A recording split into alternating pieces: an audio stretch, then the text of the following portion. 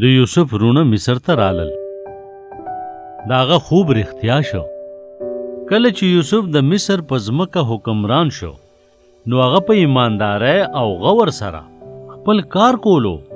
7 زرخیزه کلونه زر تیر شول او بیا د کات کلونه شروع شول.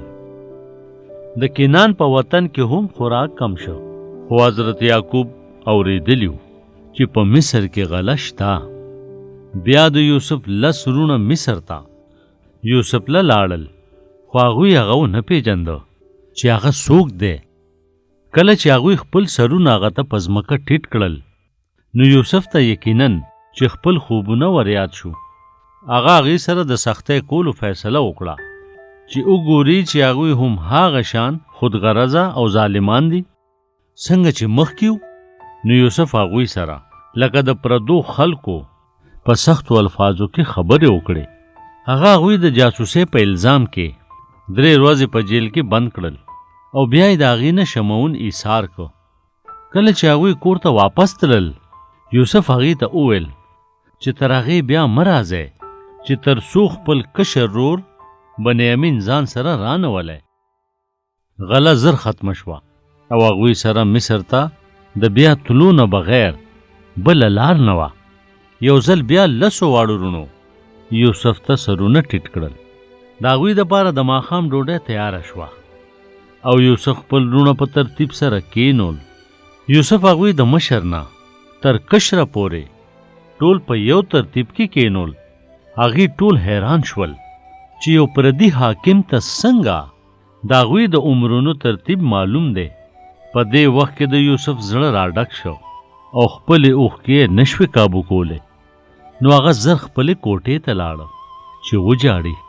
یوسف ته د خپلو رونو د یو ځل بیا ازمیښت نه وروستو معلومه شوه چې د هغه رونه نور خودغرضه او ظالمان نه دي.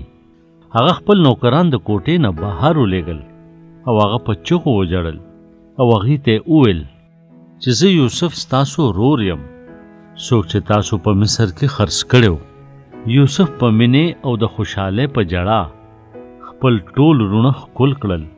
د دې نه وروستو یوسف خپلو رونو سره ګاډی او ډېر خوراک کور ته ولېږه.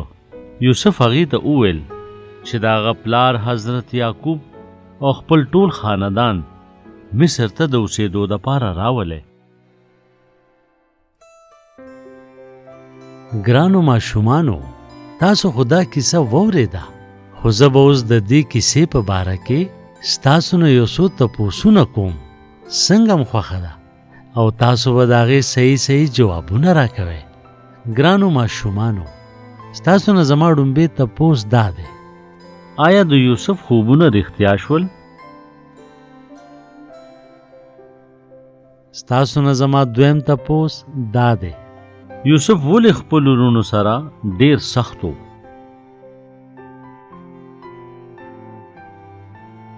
او اوس زه ستاسو نه اخري تپوس کوم، آیا یوسف د دې بدسلوکۍ په باوجود د خپلو رونو سره مینه کوله؟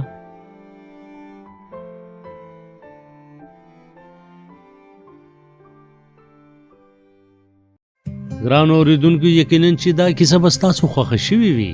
همدغه شان نورو کیسو اورېدلو دپاره تاسو ضرور زموږ چینل سبسکرایب کړئ او که تاسو دا کیسې بغیر د انټرنیټ نه اورېدل غواړئ یا موږ سره رابطه کول غواړئ نو د پلی سټور نه زموږ د کیسو ایپ ډاونلوډ کړئ